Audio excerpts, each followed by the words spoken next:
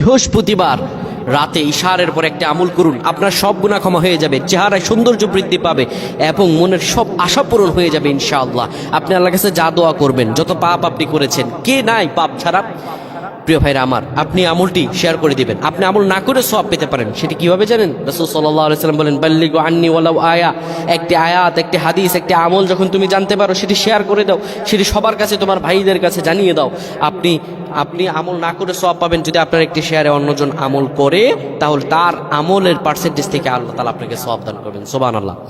বৃহস্পতিবার ইশার নামাজের পরে আপনি কিবলামুখী হয়ে যাবেন। রাসূলুল্লাহর শিখানো আমল, সে আমলটি হলো, নবীজি সাল্লাল্লাহু আলাইহি সাল্লাম বলেন, ইশারের পরে যে ব্যক্তি সূরাতুল মুলক তেলাওয়াত করবে, এই সূরাতুল মুলক তেলাওয়াত করার কারণে আল্লাহ রাব্বুল আলামিন তার গুনাহগুলো ক্ষমা করে দিবেন এবং কবরের মধ্যে তার আমলগুলো হবে একটা পাখির মতো হবে।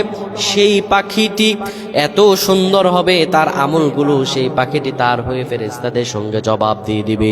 আমার আল্লাহ রাব্বুল আলামিন দয়া করে, মায়া করে তাকে মাফ করে দিবেন। সুবহানাল্লাহ।